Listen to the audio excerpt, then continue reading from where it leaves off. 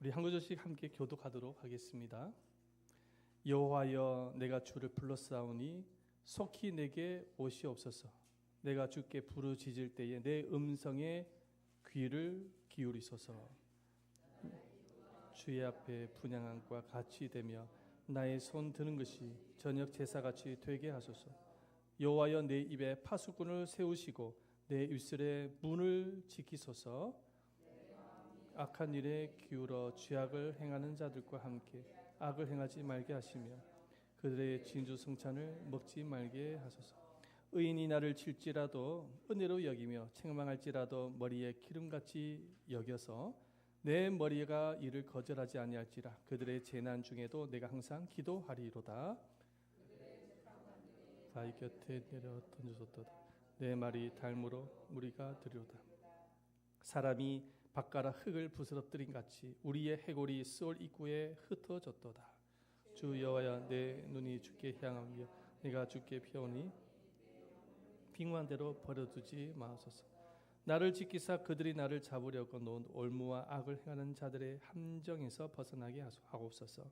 악인은 자기 그물에 걸리게 하시고 나만은 온전히 면하게 하소서. 아멘. 말씀의 은혜가 여러분들 모두에게 충만하게 임하시기를 축원드립니다. 아멘.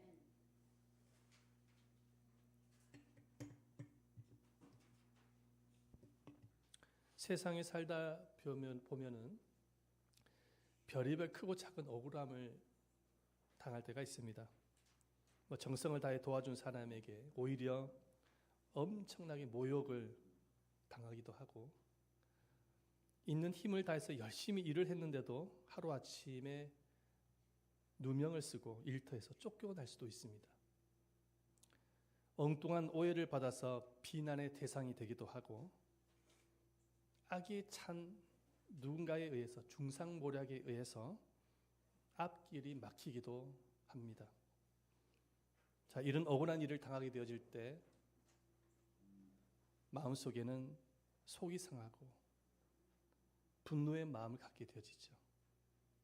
그리고 이 나쁜 감정이 해소가 잘 되어지지 않아서 하루의 소중한 시간을 날려버립니다. 그 다음 날이 되어지고 다음 날이 되어졌는데도 불구하고 이 억울한 일은 잘 잊혀지질 않아요. 생각에 기억에 남아있기 때문에 또 하루를 망치게 되어지죠. 아마 여러분들 이런 억울한 경험들을 한 번 이상은 다 경험을 해보셨으리라고 생각을 합니다. 근데 이런 억울한 경험은 나에게만 있는 것일까요? 결코 그렇지가 않습니다. 성경의 믿음의 조상들을 보면 모두가 다 말로 표현할 수 없는 억울함을 당하는 것을 보게 되어집니다. 여러분 잘 아는 요셉을 한번 생각을 해보시기를 바랍니다. 자신을 미워하고 시기했던 형들에 의해서 구덩이에 던져지고 노예로 팔려가게 되어졌을 때에 여러분 억울함이 얼마나 컸겠습니까? 보디발 장군의 집에서 정말 주인을 위해서 충성을 다하고 성실하게 일을 한 것밖에 없는데 그 주인 마님의 요청을 거절했다라는 이유로 누명을 받아서 감옥에 들어가게 되었을 때 여러분 그 억울함 한번 생각을 해보시기를 바랍니다. 눈물로 세월을 보내지 않았겠습니까? 야곱을 생각해 보시기를 바랍니다. 외삼촌 집에서 10년 동안 봉사를 했어요. 그런데 10년 동안 외삼촌이 품삯을 10번이나 변경을 했습니다. 여러분 직장 생활을 하는데 여러분 제대로 월급이 나오지 않거나 특별한 이유도 없이 월급이 변경이 되어질 때에 그 억울함은 표현이 안 되는 것이죠. 스데반 집사를 한번 생각해 보시길 바랍니다. 복음을 전했다라는 이유로 유대인들로부터 돌팔매질을 당했어요. 얼마나 억울했겠습니까? 누가복음 15장 말씀에 보면은 탕자의 비유가 나옵니다. 근데 둘째 아들 말고 큰 형의 입장에서 생각해 보면은 참 억울함이 컸을 것이라 생각합니다. 왜냐하면 그 큰 형은 그래도 아버지를 도와서 둘째 아들처럼 행하지 아니하고 아버지를 도와서 최선을 다해서 가정을 돌보고 최선을 다해서 일을 했습니다. 근데 국물 하나 없어요. 근데 이 둘째 아들은 아버지의 그 유산을 받아서 타지에 가서 호랑방탕하게 다 써버리고 돌아왔는데도 불구하고 아버지가 송아지를 잡아서 잔치를 하지 않습니까? 그것을 보았던 큰 아들의 입장에서 봤을 때 얼마나 억울했겠습니까? 자기에게는 국물 하나 없는데 말이죠. 여러분, 예수님을 한번 생각해 보시길 바랍니다. 아무런 죄도 없으신 분이 채찍에 맞으셨고 온갖 멸시와 욕설과 뺨을 맞으시고 주먹질을 당하시고 십자가에 못 박혀 돌아가셨어요. 물론 하나님 아들이시기 때문에 가능한 일이라고 볼 수가 있겠지만은 육체의 몸을 안고 이 세상에 오신 예수님의 입장을 한번 생각해 보시길 바랍니다. 얼마나 억울했겠습니까? 이것을 볼 때에 우리는 두 가지를 알 수가 있는 거예요. 무엇이냐? 첫 번째 뭐냐면 억울함은 누구나 겪을 수 있다는 거예요. 특별히 불신자들보다 예수 믿는 주의 자녀들의 억울함은 더 많고 큽니다. 그럴 수밖에 없는 이유가 구원을 받았기 때문에 그렇습니다. 복음을 가지고 있기 때문에 그래요. 예수 믿는다는 이유로 고난을 받아요. 복음의 일을 하다가 고난을 받아요. 저도요, 예수 믿기 이전과 예수를 믿고 난 이후에 저의 삶을 볼 때 예수를 믿는 이유로 주의 일을 하다가 받은 고난이 얼마나 많은지 몰라요. 받지 말아야 될 고난을 받았어요. 억울한 일 정말 많이 겪었습니다. 두 번째가 무엇입니까?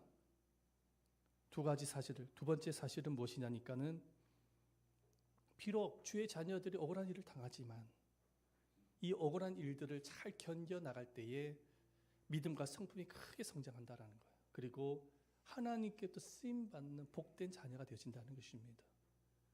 자, 오늘 이 사실을 우리가 방금 읽던 이 시편을 통해서 발견할 수가 있어요. 이 시편의 저자는 다윗입니다. 자, 다윗은 어떤 사람이었느냐? 다윗은 사울 왕 때문에 모든 것을 잃어버린 사람이에요. 직장도 잃었고 아내도 잃고 집도 잃고 명예도 잃어버렸어요. 사울 왕 때문에. 그런데 사울 왕은 그것만으로도 부족했는지 군사를 모아서 다윗을 죽이기 위해서 추적합니다. 다윗은 도망을 갈 수밖에 없었어요. 살기 위해서. 다윗이 무슨 사울 왕에게 큰 죄를 지었느냐? 죄를 지은 것이 아니라 반대입니다. 다윗은 이스라엘 구한 영웅이었어요. 블레셋과의 전투 가운데서 사울 왕이 두려워 떨고 있었을 때 다윗이 골리앗을 쓰러뜨리고 사울 왕이 이끌었던 군대를 도왔습니다. 이 정도가 되어졌다고 한다면 사울 왕은 다윗을 불러다가 상을 주는 것이 맞지요. 그런데 상은커녕 다윗을 죽이려 달려듭니다. 그 이유가 뭐냐면은 다윗이 이스라엘을 구하고 난 이후에 민족의 영웅이 되어졌거든요. 이스라엘 백성들이 다윗을 추종하기 시작하는 거예요. 인기가 짱이었던 거예요. 얼마 전에 BTS처럼. 그러다 보니까 시기심이 생긴 것입니다. 사울 왕이. 그 시기심에 의해서 다윗을 죽이려 하는 거예요. 저놈이 내 자리까지 엿보겠구나. 군대를 모아서 다윗을 죽이려 달려듭니다. 졸지에 다윗은 살기 위해서는 도망을 할 수밖에 없었던 것이죠. 여러분, 얼마나 억울했겠어요.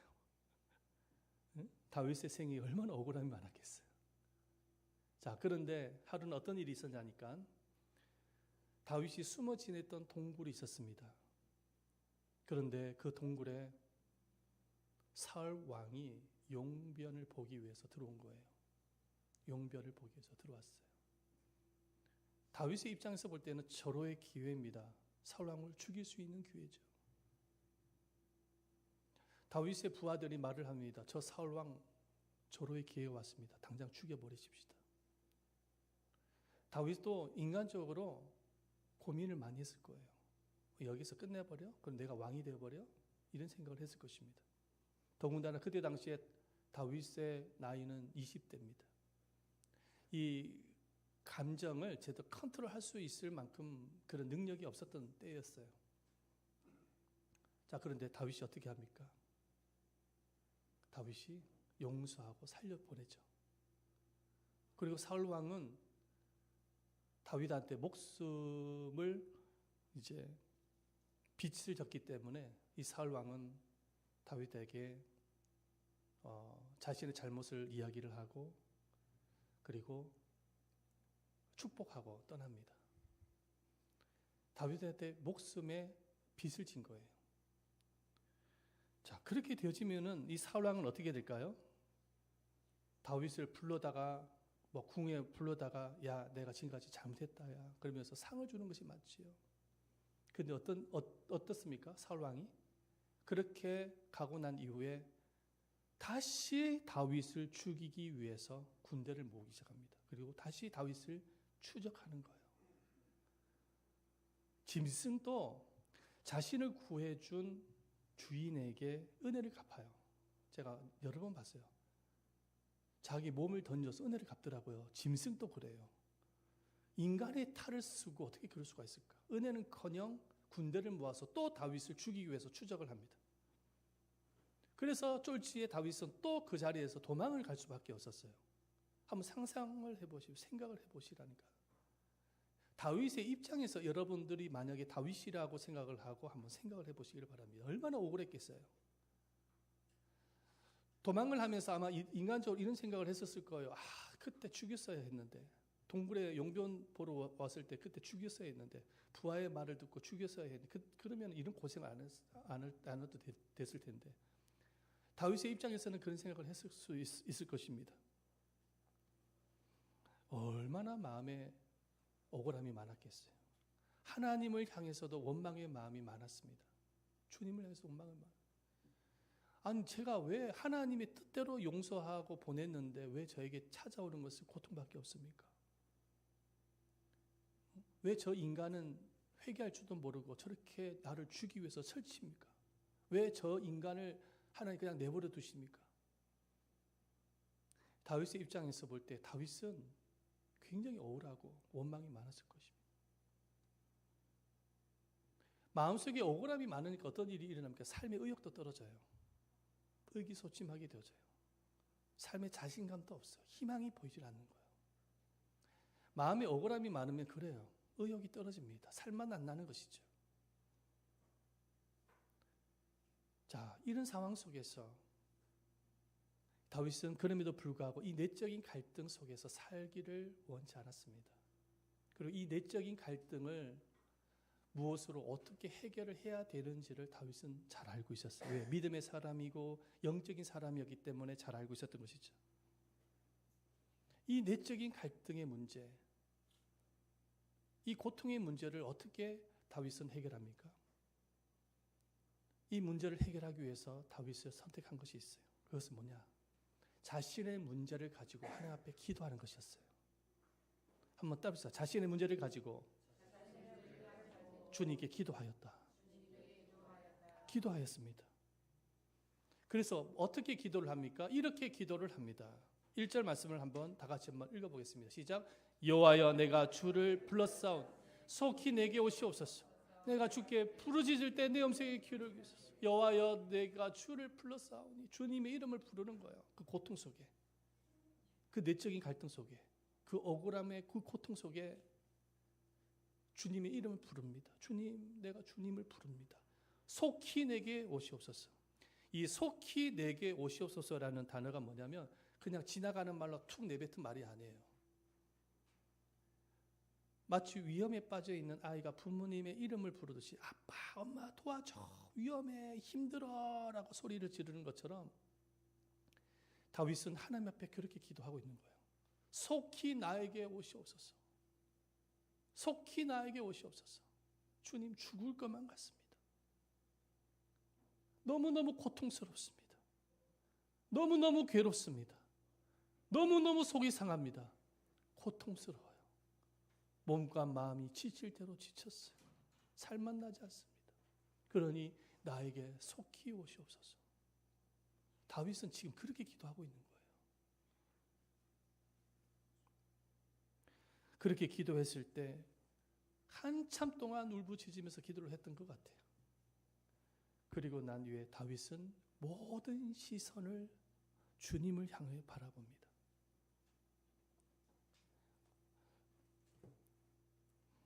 오늘 말씀에 보면은 우리 8절 말씀 성경을 한번 보시기 바랍니다. 8절입니다. 다 같이 한번 읽어보도록 하겠습니다. 시작.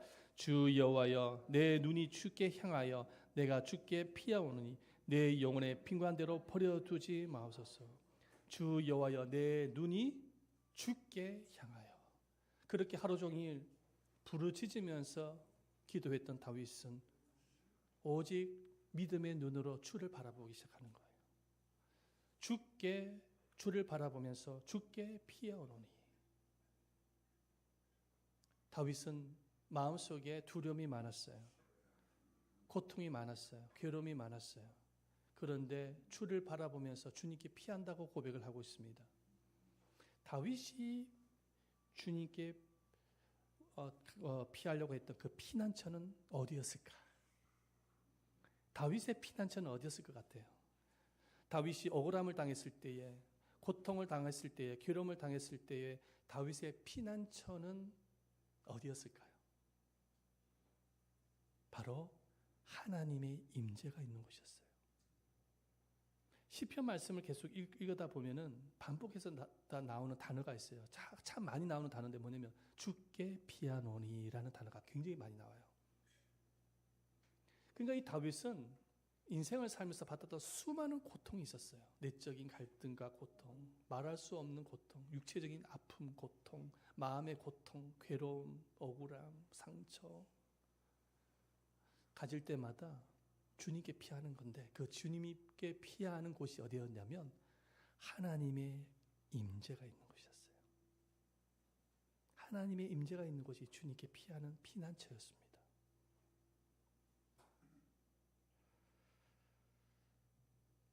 하나님의 임재가 있는 곳으로 가서 다윗은 무엇을 했을까요?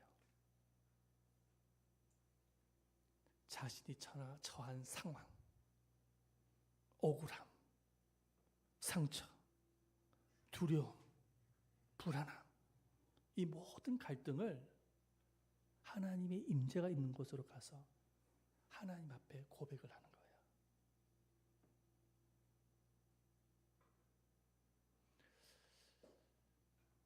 사람을 찾아가지 않았어요. 어떤 시스템을 찾아가지 않았어요.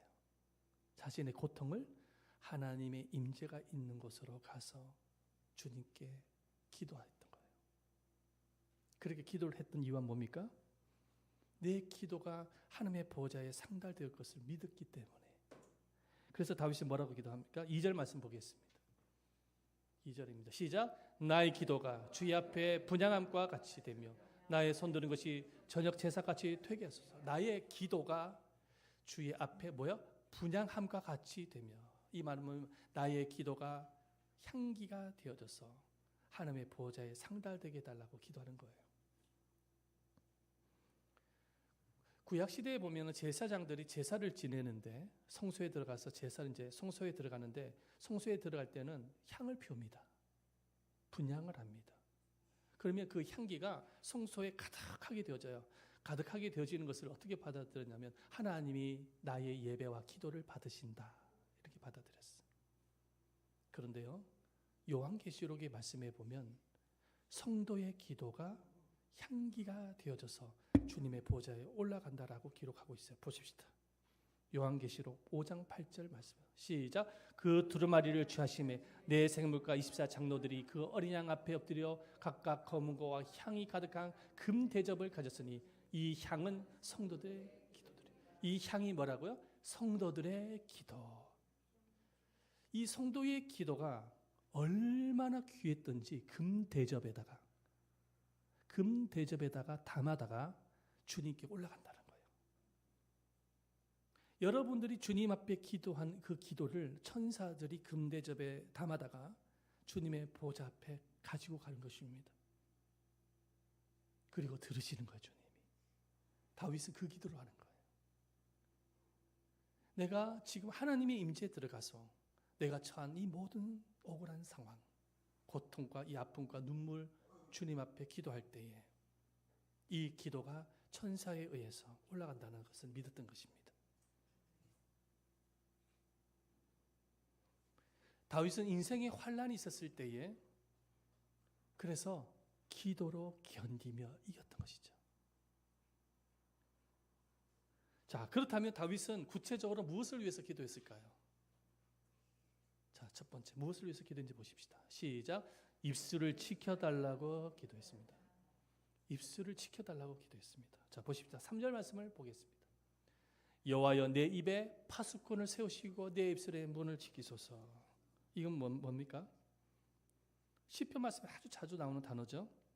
자기 입술을 통제해달라고 기도하는 거예요. 왜냐하면 사람이 힘들면, 사람이 마음이 괴로우면 본의 아니게 입술로 죄를 범합니다. 그렇지 않습니까? 다 경험해 보셨죠? 상황이 힘들잖아요. 내 마음이 너무 괴롭잖아요. 힘들잖아요. 함부로 말을 해버려요. 함부로 입술로 죄를 범해요.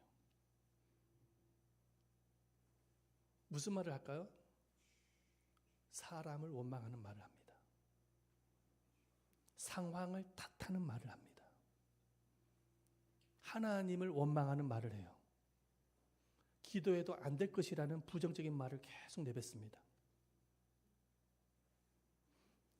상황이 어렵다고 해서, 내 마음이 힘들다고 해서 내 입에서 나오는 말을 함부로 막 하게 되어진다고 한다면 어떤 일이 일어날까요? 어떤 일이 일어날까요?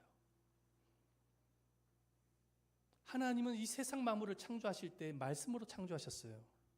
지금 또 말씀으로 경영하고 계십니다. 세상을 다스리고 계십니다. 믿으시길 바랍니다. 자, 그런데 하나님의 자녀된 우리에게도 입술에 권세가 있어요.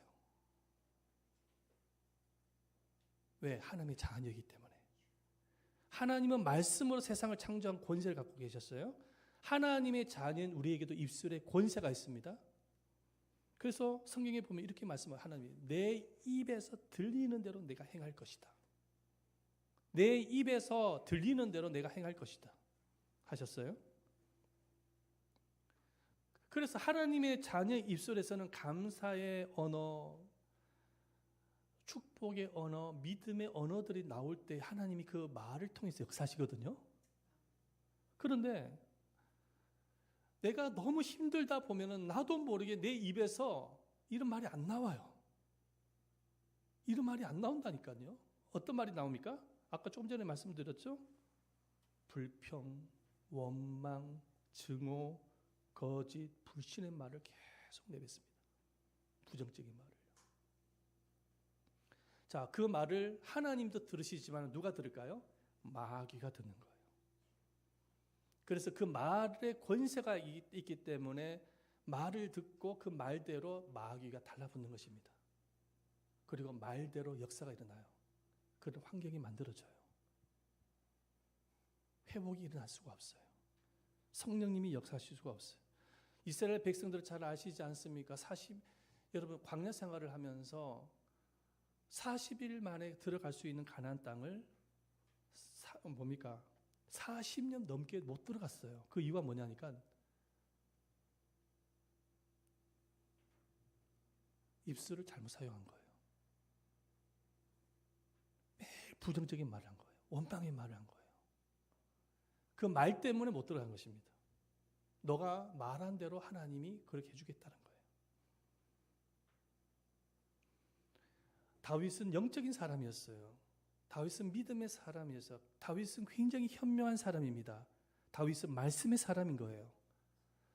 그래서 다윗은 아는 거예요. 이 영적으로 이 비밀을 알고 있었던 거예요. 자기의 상황이 너무도 괴롭게 힘들었을 때 자기도 주체할 수 없을 만큼 함부로 말이 나온다라는 것을 자기 자신이 너무나도 잘 알고 있었던 거예요.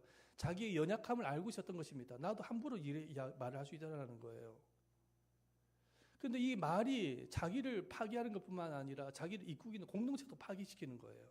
그거를 다윗은 알고 있었어요. 그래서 뭐라고 여호와여 내 입에 파수꾼을 세우시고 내 입술의 문을 지켜주소서. 자꾸 내 입에 자꾸만 나오려고 합니다. 저주의 말이 자꾸만 나오려고 합니다. 내 입을 지켜주소서 기도하는 거예요.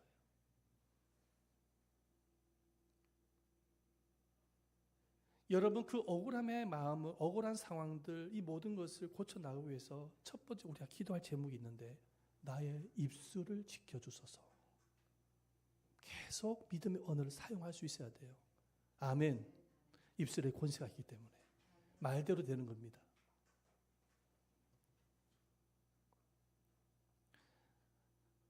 평상시도 해야겠지만 특별히 고난을 당했을 때, 억울한 일을 당했을 때 나의 입술이 복이 되어져야 됩니다. 아멘. 실천해 보시기를 축원드립니다. 영적인 싸움이에요. 두 번째입니다. 무엇을 위해서 기도했을까요? 다 같이 한번 읽어보겠습니다. 시작. 마음을 지켜달라고 기도했습니다. 자, 4절 말씀을 한번 읽어보겠습니다. 시작. 내 마음이 악한 일에 기울어 죄악을 행하는 자들과 함께 악을 행하지 말게 하시며 그들의 진주성찬을 먹지 말게 하소서. 아멘.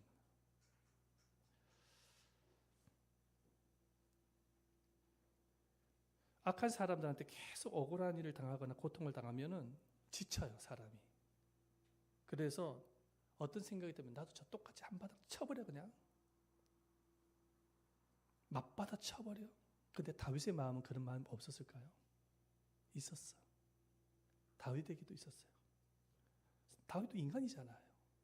나도 저 사울 왕처럼 해버려? 이런 생각을 하셨습니다. 아마 그런 유혹을 종종 느꼈을 거예요. 사울 왕을 칠 수가 있었어요. 그러나 다윗은 뭐라고 고백합니까?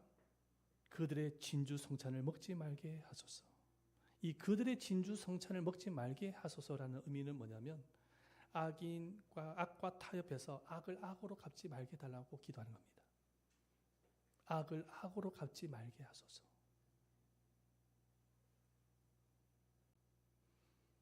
그래서 다윗은 무엇을 선택합니까? 악을 악으로 갚지 않습니다. 선으로 악을 이깁니다.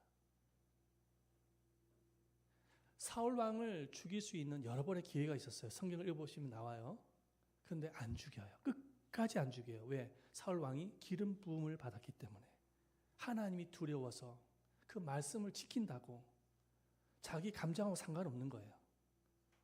살려보내잖아요. 선으로 악을 이긴 것이죠. 그런데 누가 치십니까? 사울 왕을. 다윗이 칩니까? 하나님이 치십니까? 하나님이 치십니다. 하나님이 벌을 주세요. 언제? 전쟁터에서 죽게 만들잖아요. 만약에 다윗이 사울 왕을 죽였더라면 그거는 이스라엘 백성들한테도 큰 해가 되는 것이죠. 그 사람이 어떻게 민족의 영웅이 될 수 있겠습니까? 어떻게 존경받는 왕이 될 수 있었을까요? 근데 하나님이 해결하시는 원수 갚는 것이 내게 있으니 내가 갚아주겠다. 할렐루야. 영적인 거예요. 다윗이 악을 악으로 갚지 않을 수 있었던 이유가 무엇일까요? 이게 참 쉽지가 않아요. 누군가 나에게 오른뺨을 치면 나도 오른뺨을 치고 싶은 충동이 인간의 마음속에 있잖아요. 그죠? 누군가 나에게 욕을 하면 나도 욕을 하고 싶은 충동이 일어납니다. 사람은 다 마찬가지예요. 그죠? 근데 악을 악으로 갚지 않을 수 있었던 이유가 무엇일까요? 다윗은 자신의 감정을 잘 관리하였기 때문입니다. 감정을 잘 관리할 수 있었던 거예요. 어떻게 감정을 관리했을까요? 너무나도 억울했을 텐데, 고통스러웠을 텐데 그 나쁜 감정을 어떻게 관리했을까요? 그 비결을 한번 보십시다. 그 비결이 뭐냐?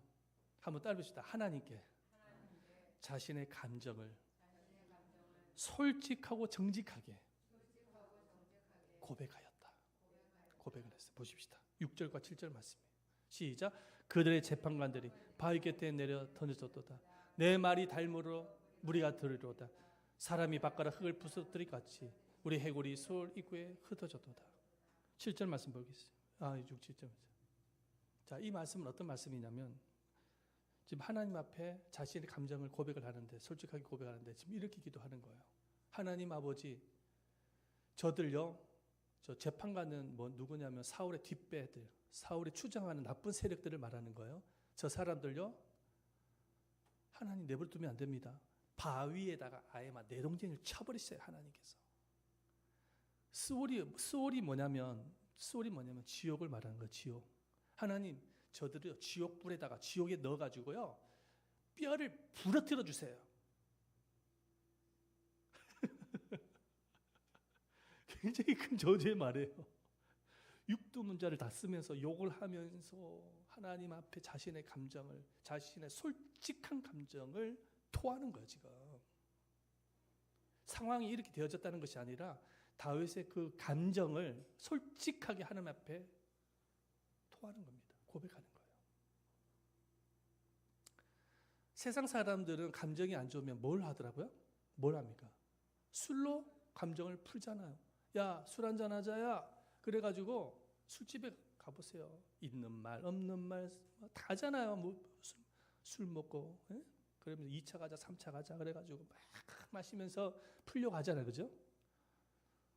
근데 세상 사람들보다, 여러분, 이 술보다 더 풀 수 있는 방법이 뭐냐면 하나님께 자신의 그 감정을 솔직하고 정직하게 고백을 하는 거예요. 그러면 하나님께 욕을 해도 괜찮아요. 하나님은 사랑이 많으시기 때문에 여러분들의 그 감정 속에서 나오는 그 저주의 말, 욕설, 이 모든 마음을 하나님은 다 받아주시는 거예요. 받아주시면서 주님은 치료해 주십니다. 믿으시길 바랍니다. 여러분, 성경에 보면은 욱하는 성격을 갖고 있는 사람이, 대표적인 인물이 누군지 아세요? 사도 바울입니다. 이 바울은 굉장히 자만심이 강하고 자존심이 강한 사람이에요. 이 사람 많이 배운 사람이에요. 학벌도 높고요, 많이 가졌고요, 지위도 굉장히 높은 사람. 그러다 보니까 자존심이 이만저만, 자기 자존심만 건들리면 욱하는 성격을 갖고 있는 사람이 사도 바울입니다. 근데 이 바울이 뭐라고 이야기합니까? 자기의 그 욱하는 것을 자기가 통제가 안 되어지는 거, 자기도 모르게 통제가 안 되어지는 거. 뭐라고 고백하는 보십시다. 로마서 7장 18절과 19절 한번 보겠습니다. 시작. 내 육신에 선한 것이 거하지 아니한 줄 아노니 원함은 내게 있으나 선을 행하는 것은 없노라. 내가 원하는 바 선은 행하지 아니하고 도리어 원하지 아니한 바 악을 행하는도다. 내 마음속에 선과 악을 알고 있는 거예요. 이러면 안 된다는 걸 알고 있는 거예요. 그런데 선은 원하는 거예요. 자기가 선을 원하는데 원하는 바 선은 행하지 아니하고 원치 아니한 바 악을 행하는도다. 그러니까 자기 마음속에 자기도 모르게 이 자존심만 걸리면 욱하는 이게 나오는 거야. 사도 바울도. 근데 사도 바울만 그럴까요? 다 똑같습니다. 저도 그래요. 저도. 목사인 저도 욱하는 게 있어요. 나도 모르게. 내가 내 자신을 돌아보더라도. 운전하는데 막 끼어들거나 상대편의 운전가 막 예의 없는 짓을 막 하면은요, 나도요 막 욱하는 게 막 와요. 근데 욱하는 그 막 온다고 해서 막 성질대로 하면 될까요? 안 되잖아요. 감정을 컨트롤할 수 있어야 되겠죠. 감정을 컨트롤할 수 있어야 돼요. 이게 사도 바울도 이 문제 때문에 고민을 많이 했던 거예요. 욱하는 것 때문에 기도를 많이 했던 사람이에요. 자신의 이 감정 관리를 위해서 기도를 얼마나 많이 했는 사람인지 모릅니다. 근데 나의 감정을 주님 앞에 솔직하게 기도하고 고백을 드렸을 때에, 여러분, 주님은 우리의 감정을 다스릴 수 있는 힘과 능력을 주신다는 사실을 믿으시길 바랍니다. 주님이 계시잖아요. 주님이. 여러분들 항상 함께하고 계시는 주님이 계시잖아요. 마음이 힘들면 주님 앞에 나오셔야 되는 거예요. 그 감정을 꾹 눌러가지고, 내 감정을 풀지 않냐고 꾹 눌러가지고 감정을 가지고 있으면 어떤 일이 나면 병납니다. 그리고 나중에는 폭발해요. 뻥 터져버려요 그냥. 그런데 하나님 그걸 원치 아니하시거든요. 다윗 보십시오. 시편 말씀이 다 그런 말씀인 거예요. 주님 앞에 나와서 자기 꾹 감정을 누르지 않아요. 다 토해버려요 그냥. 육두문자를 써가면서. 왜? 영적인 비밀을 알고 있거든. 이런 기도가 있었기에 그 모든 억울한 고난을 이겨나갔던 것입니다. 세 번째 보십시다. 이 고난, 뭘 위해서 기도하는지 보십시다. 시작. 관계를 지켜달라고 기도합니다. 자, 5절 말씀을 읽어보겠습니다. 시작. 악인이 나를 칠지라도 은혜로 여기며 책망할지라도 머리에 기름같이 여겨서 내 머리가 이를 거절하지 아니할지라. 그들의 재난 중에도 내가 항상 기도하리로다. 아멘. 자, 이 말씀은 어떤 말씀이냐면 다윗이 이 고난을 이겨낼 수 있었던 것은 물론 하나님의 도우심도 있었지만은 다윗을 위해서 기도하고 힘이 되어줄 동력자들이 있었기 때문에 가능했던 것입니다. 다윗을 도와줬던, 최고로 많이 도와줬던 사람이 누구냐면 다윗의 친구 누굽니까? 요나단입니다. 요나단. 사울 왕의 아들. 그리고 또 도와줬던 인물이 누구냐면 다윗이 환난을 당했을 때 다윗에게 모여들었던 600명의 용사들. 그래서 다윗이 괴롭고 힘들어할 때에 힘과 용기를 붙들어줬던 사람들이에요. 다윗이 막 잘못된 길로 갈 때에 막 책망을 하면서 바른 길로 잡아줬던 사람들이 바로 이런 사람들입니다. 그리고 다윗은 무엇을 했느냐? 자, 끝에 보십시오. 그들의 재난 중에도 내가 항상 기도하리로다. 뭘 했다가 기도했다는 거예요. 누구를 위해서? 재난당한 자기의 동력자를 위해서 다윗도 기도했다는 거예요. 이것을 보면서 무엇을 알 수가 있냐면 다윗은 관계를 굉장히 중요시 여겼다는 거예요. 여러분들이 힘든 일이 일어나고 여러분들이 어렵고 고통과 괴로움이 있을 때에 여러분에게 힘과 용기가 되어줄 사람은 어디에 있습니까? 여러분이 위기와 어려움을 만났을 때 여러분을 위해서 기도해 줄 사람이 어디에 있습니까? 바로 예담 제자 교회에 있는 겁니다. 가족들? 물론 가족들도 기도하고 힘이 되어주겠지만 믿음의 동력자들인 예담 제자 교회에 있는 겁니다. 그래서 힘들 때 어려울 때는 서로 기도 제목을 나누면서 도와달라고 하시기를 축원드립니다. 그냥 내버려 두지 마세요. 힘든데 꾹 참고 내가 한번 스스로 해결해 보겠다. 그것처럼 미련한 사람이 없어요. 목사님 기도해 주세요. 또 아무개 권사님 기도해 주세요. 도와주세요. 해 주시기를 바라겠습니다. 아멘. 그러면서 함께 협력하면서 그 어려운 문제를 해결해 가는 거예요.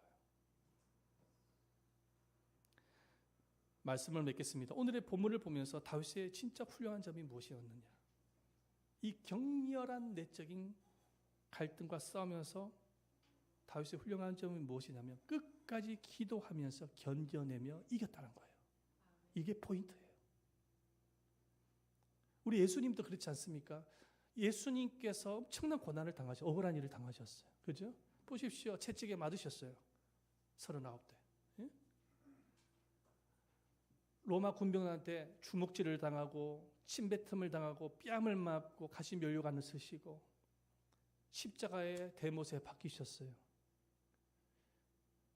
이 세상에 예수님처럼 억울한 고난을 당한 사람은 없을 것입니다. 근데 그 고난을 어떻게 이겨나가셨느냐? 예수님이 십자가 고난을 당하시기 이전에 뭘 했습니까? 겟세마네 동산에 올라가서 보여주세요. 사진 한번.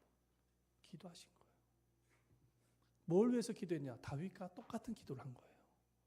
할만하시거든 이 잔을 내게서 옮겨주십시오. 이게 바로 유고의 몸을 갖고 이 세상에 오신 예수님의 억울한 감정이었던 거예요. 자신의 이 힘든 감정을 하나님 아버지께 아랬던 것입니다.